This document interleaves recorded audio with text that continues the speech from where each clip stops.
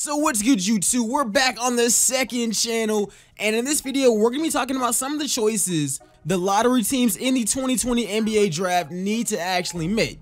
So guys, if you guys enjoy the NBA channel and want to see more, make sure to go ahead and spam the like button. Go ahead and subscribe. We're trying to get this channel to 1K, and I do believe that if I get active, really active on this channel, we'll be able to make that actually happen.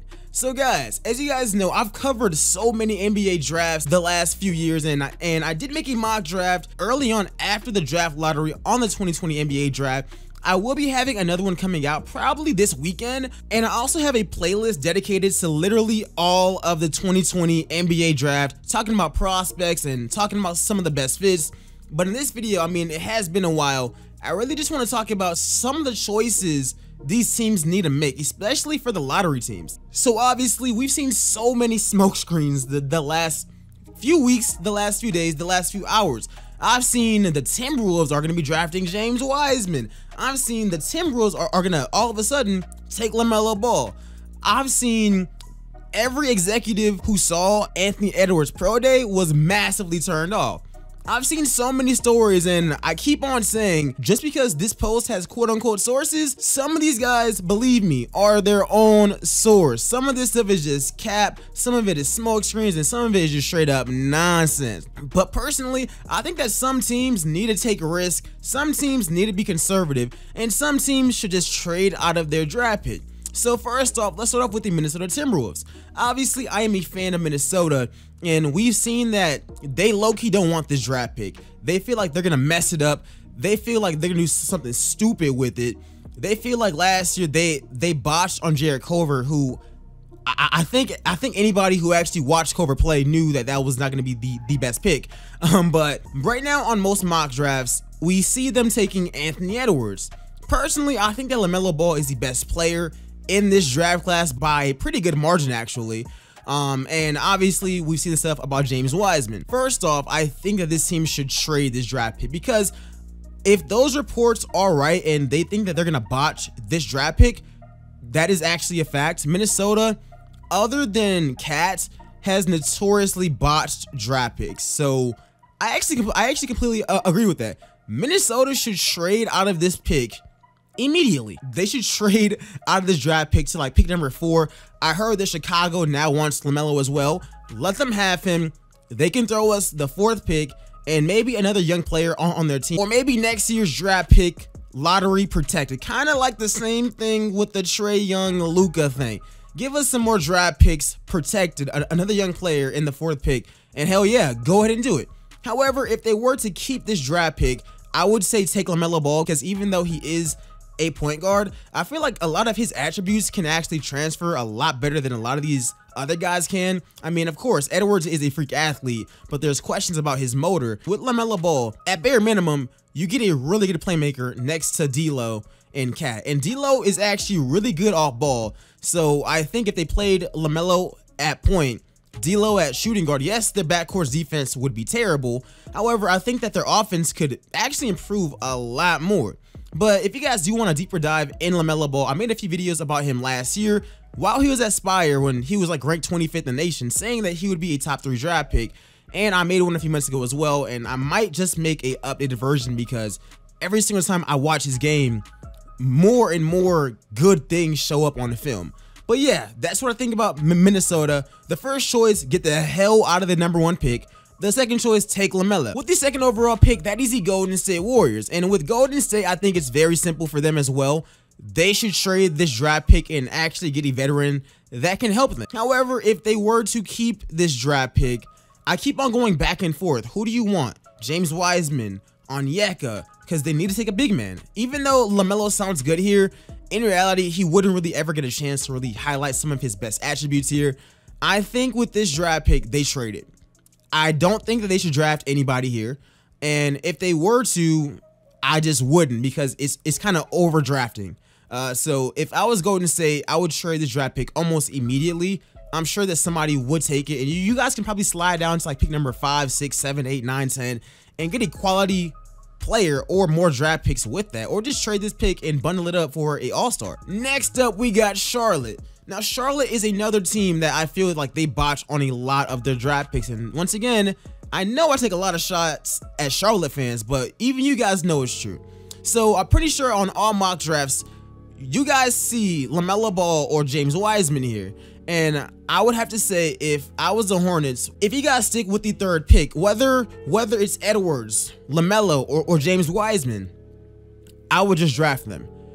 I understand that you guys have Terry Rozier, you have Devontae Graham. However, I feel like any one of these guys projected in the top 5 or the top 10 in this year's draft have more potential than both of them. I mean, I think we all know how good Devontae Graham is, but some of these guys have legit all-star plus type of potential, like Killian Hayes, guys like Onyeka, James Wiseman, Edwards, Lamelo, or James Wiseman with this pick. I might even go Onyeka as well. However, I feel like you guys should definitely be a team to where this might be one of the very few years where you guys can't really mess it up, because one of those guys are going to be there at pick number 3.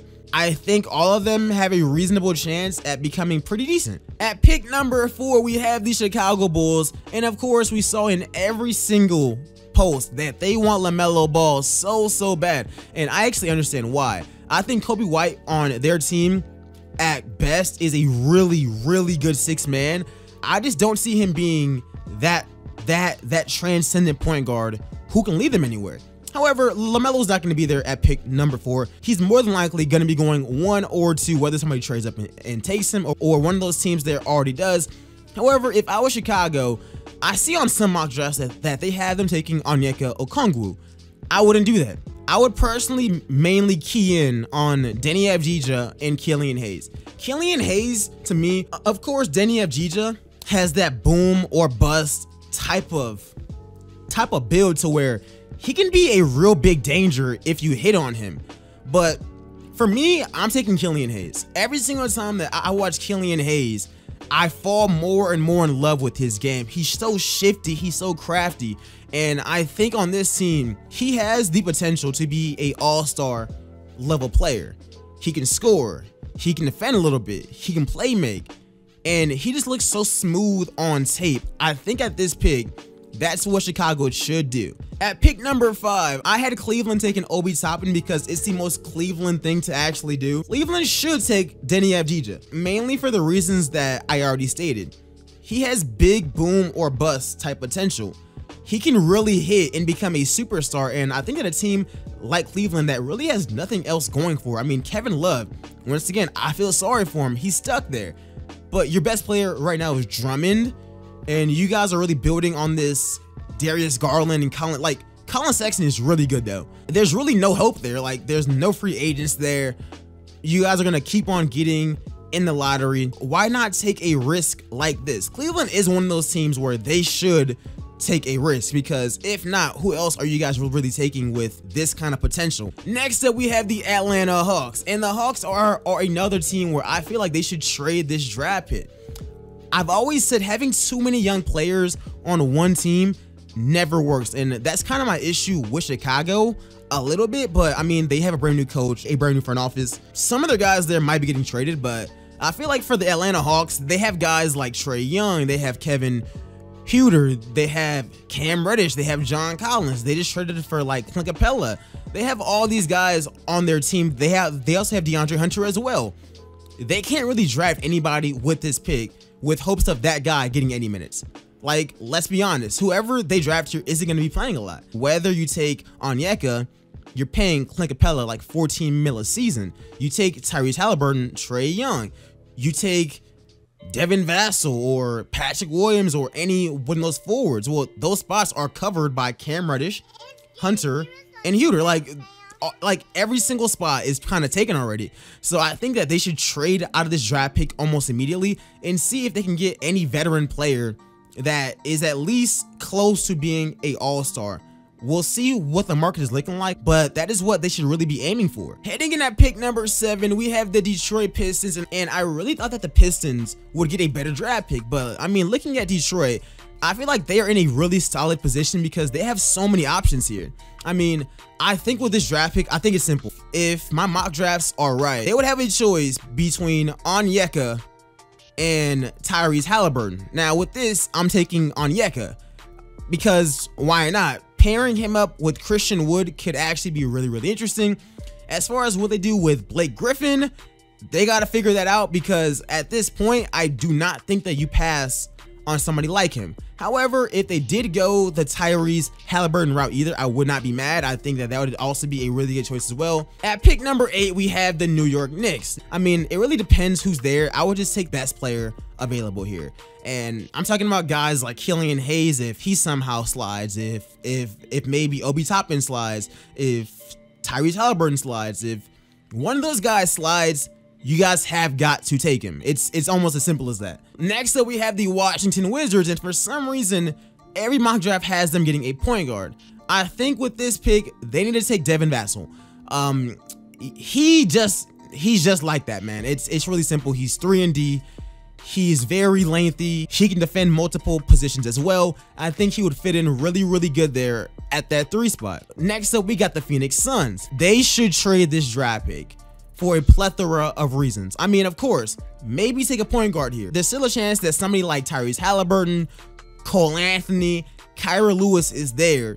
And if that's the case, maybe take a point guard, because Ricky Rubio is a little bit older. But if not that, you guys have got to trade away this draft pick, because I don't think that D-Book is going to be waiting that much longer. Next up, we have the San Antonio Spurs. They will be taking Isaac Okoro. And I think that with this pick, that's their only choice, which is crazy because the Spurs have like a bajillion wing players. Like, they have 1,000 of them, and they're all young with tons of potential. So San Antonio, outside of the draft, they got to start making roster moves, because my gosh, it is literally a shooting guard and small forward factory over there. Next up, we have the Sacramento Kings, and I think with this pick, they have options. If I was them, I would look at getting Patrick Williams. However, I would also look at trading for a reasonable player, a veteran player that is close to being an all-star, because I think that there are rumblings that De'Aaron Fox might be disgruntled and might be leaving. However, if you guys do keep this pick, I think that you guys should go after somebody like a Patrick Williams, or like a Devin Vassell, or maybe even a Isaac Okoro, depending on who's actually there.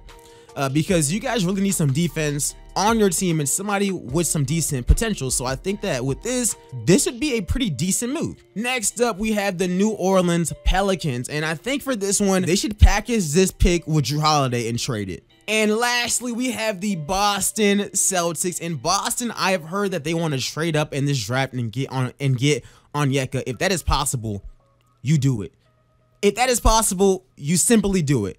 If not, you guys are in a very good position to shoot your shot on anybody you want to, no matter where they are mocked to actually go. If they are in this position and they cannot trade up and get Onyeka, I have them drafting 3 other prospects: Cole Anthony, RJ Hampton, and Jaden McDaniels.